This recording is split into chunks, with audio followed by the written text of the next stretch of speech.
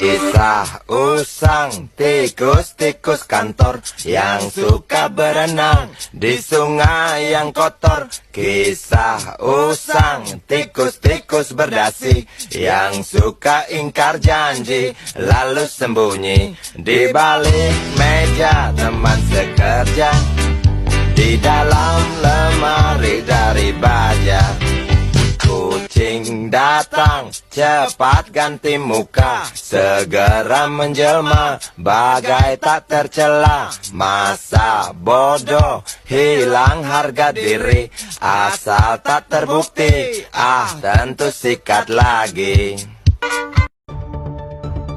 Terdakwa kasus korupsi timah senilai 300 triliun rupiah, Tony Tamsil alias Ahi divonis 3 tahun penjara dan denda Rp5.000. Vonis ini lebih ringan dari tuntutan jaksa penuntut umum, yaitu 3 tahun 6 bulan penjara. Putusan ini dibacakan oleh Majelis Hakim Sulistianto Rohmat Budiarto di Pengadilan Negeri Pangkal Pinang. Kuasa hukum Tony Tamsil, Johan Adi Ferdian, setelah putusan ini menyebutkan timnya akan mengajukan banding atas vonis tersebut. Pasalnya, salah satu anggota hakim menyatakan memang saudara Ahi tidak bersalah. Sebelumnya, Tony Tamsil diketahui bukan melakukan korupsi atau pelaku cuci uang, melainkan terdakwa kasus obstruction of justice, yaitu yang menghalangi dalam penyidikan kasus korupsi timah 300 triliun tersebut. Sementara itu, hukuman ringan ini pun tetap menjadi perbincangan publik karena dinilai tidak sebanding dengan dampak besar dari dugaan korupsi tersebut. Semuanya, perkenalkan, nama saya Gita Samaria dari Ilmu Administrasi Bisnis.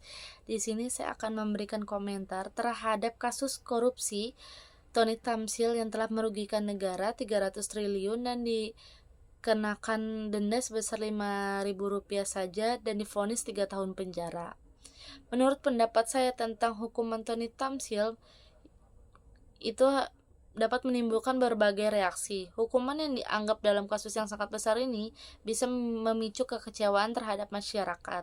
Kasus ini dapat membuat masyarakat merasa bahwa keadilan tidak ditegakkan secara setimpal dan besarnya kerugian tersebut memiliki jumlah yang sangat besar, dan hukuman yang dijatuhkan seringkali tidak dianggap tidak sesuai dengan dampak yang ditimbulkan oleh tindakan tersebut.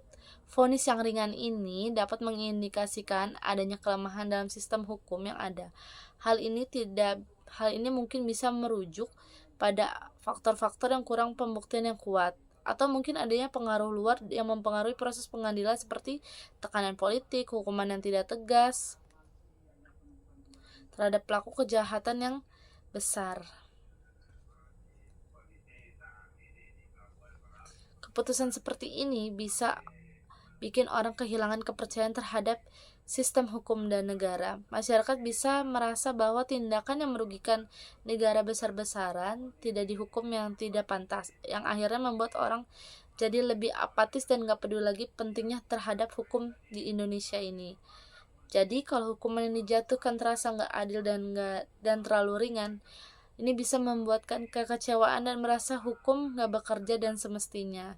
Ini jadi bahan pertanyaan besar, apakah sistem hukum kita ini sudah benar-benar adil atau perlu diperbaiki lagi? Terima kasih.